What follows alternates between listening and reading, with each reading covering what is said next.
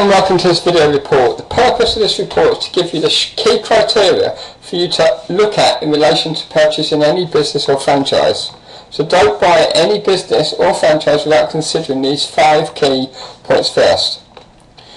The shocking truth is that people actually buy a business and end up with serious misgivings because they don't do their due diligence first.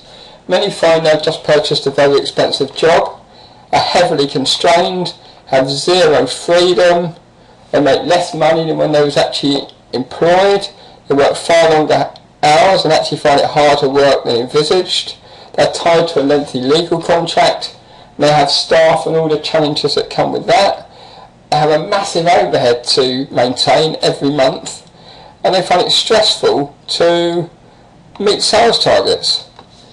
They have to deal with external issues such as VAT, banks, franchisors, accountants and many other reporting requirements. So, the message is, don't buy a traditional business or franchise without considering the following 5 key points first. First of all, and most crucially, you've got to fully understand the financials. And here's a list of 4 separate criteria to look for. How profitable is the business you are looking at likely to be? How quickly will you as a new business be in profit? How quickly will you cover your initial investment on all of your setup costs? In general terms, the more sizable investment, the longer it will take you.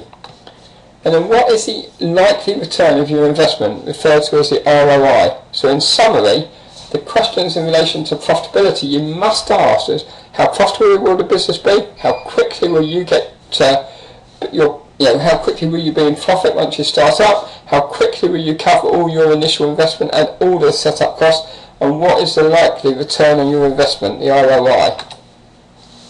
The fact is that details about established businesses are very different from the fortunes of new businesses. So you have to ask all these questions that are just about to follow in relation to your first, say, 1 to 3 years in business, because these are critical years to your success.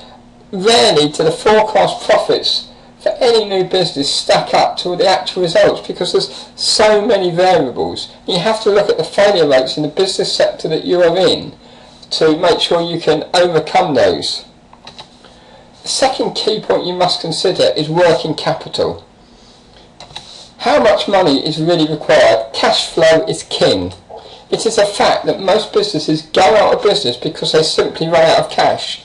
You could be making a profit on paper, but you do not have enough cash or finance to meet all of your ongoing financial commitments.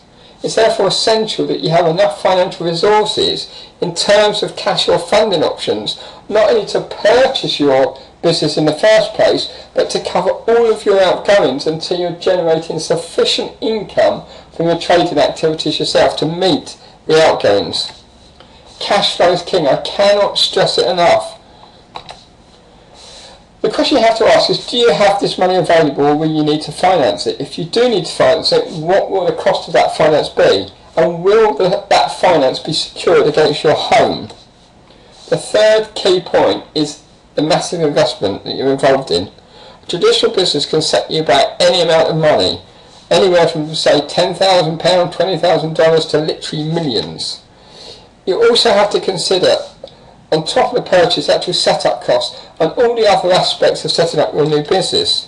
So just an example of a few, costs could be fixtures, fittings, furniture, signage, equipment and stock, etc. On top of all of that, there will be charges for maybe legal fees setting up the business or training because it might be a new area you're going into. And then you're going to have ongoing business costs as well, which you've got to understand. So make sure you fully understand all of your financial obligations. It takes several years to recover your investment, so it's important that you know exactly what you're letting yourself in for in terms of money. Make sure you do a detailed financial budget and allow for contingencies. It always takes longer to get into profit than people think. Number 4 is risky business. What are the risks associated with your business? Consider these critical factors. Is this a proven business model that you're entering into? Will it last the test of time? What is the experience of other new business owners in that segment? Your massive investment could equal a massive risk. So what is your maximum financial exposure? Are there external factors that could affect your business, i.e. is it seasonal or dependent on the economy? Are there risks associated with holding large amounts of stock or with staff contracts? Is your home at risk as security? And the last point is work times. Most traditional businesses, certainly initially, will require long hours and possibly employ several staff. And it's therefore often far harder work than you envisage.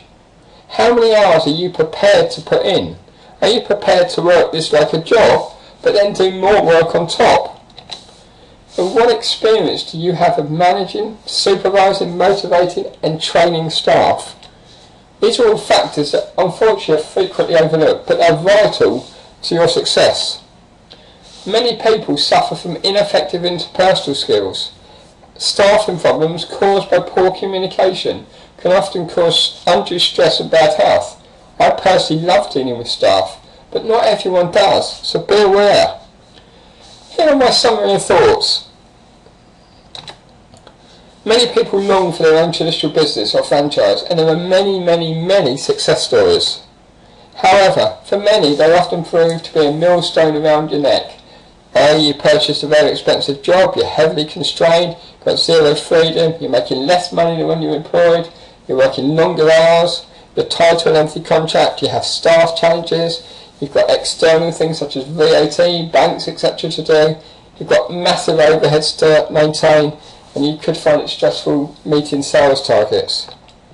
Remember to ask the following 5 questions regarding your business before you enter it. So let's just recap. Ask about the financials, the profitability, the return on your investment. Make sure you understand the working capital, what is required. Understand the investment and what that really means. Understand the risks associated to your business. And lastly, what work times you're going to be required to put in. Yes, there's many success stories, but I believe, having worked in traditional franchises and businesses and had my own business, that the new wave of online franchise business models are the most powerful yet. So we would invite you to take a look. We hope these 5 points have been useful for you. If you go through them in any business, it will certainly help you make the right decision. I wish you every success in your endeavours.